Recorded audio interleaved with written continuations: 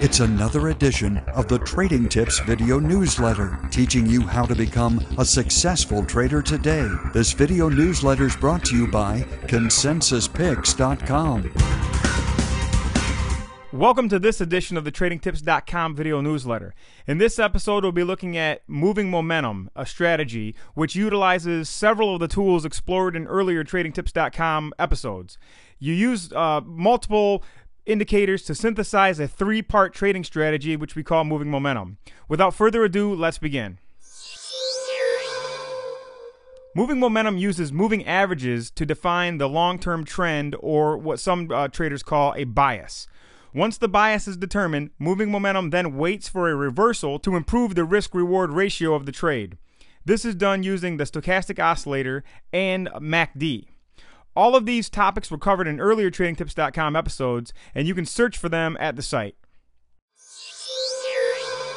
Moving momentum typically uses two moving averages, a short one and a long one. In this example, we use a 20-day simple moving average as the short moving average and a 150-day SMA, or simple moving average, as the long moving average.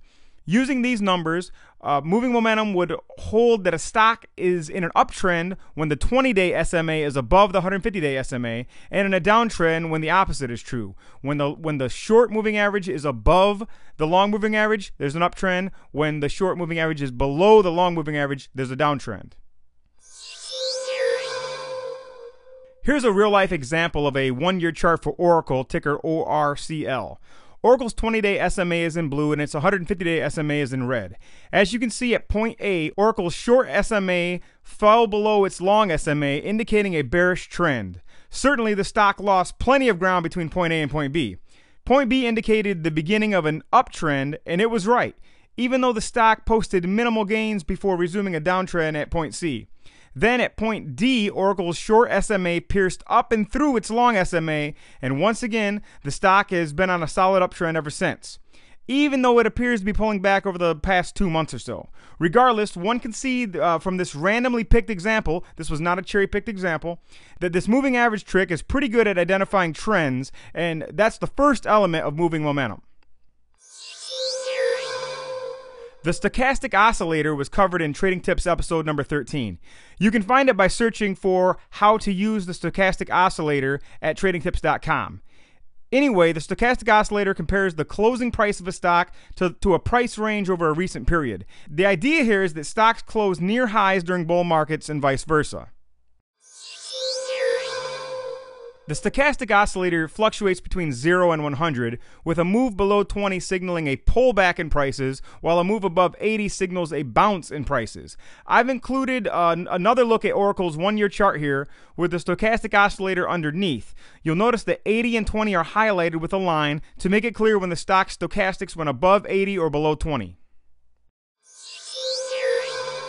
On their own, these stochastics aren't all that helpful, but when used in conjunction with moving averages and MACD, which is moving average convergence divergence, they establish the moving momentum strategy.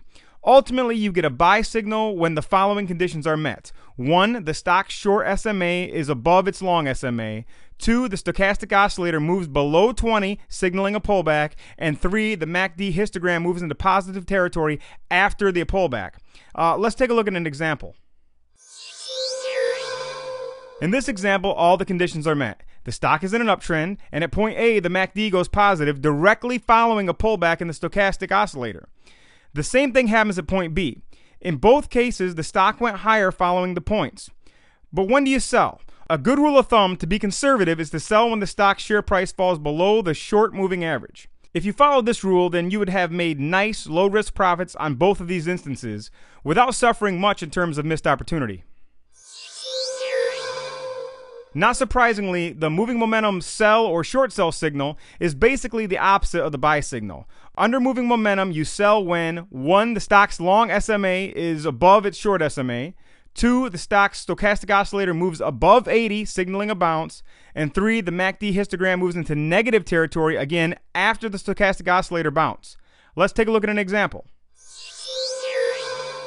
Here's another example, and once again, we've marked the points with A and B. If you shorted the stock at each point and then covered when the stock moved above its short SMA, you'd have gains. Of course, in this case, you could have covered much earlier for bigger gains, but there's no need to be greedy when you have a system and that system works. Moving momentum certainly looks to be one such system. We hope you've enjoyed this TradingTips.com video newsletter. Thanks for watching and good trading. This Trading Tips video newsletter has been brought to you by Consensus Picks. Each week, Wealth Buyer's Consensus Picks software scours through 800-plus financial sources to produce a short list of multi-verified stocks. Stocks chosen by more than one of the most accurate stock-picking services. Then the Consensus Picks software automatically analyzes the short list of stocks using a series of proprietary filters. And it picks the single best stock out of the bunch. The Consensus Pick. Sign up today for Consensus Picks, and each week you'll be provided with the ultimate alert, a stock that's been independently selected by multiple stock picking resources. A true consensus pick.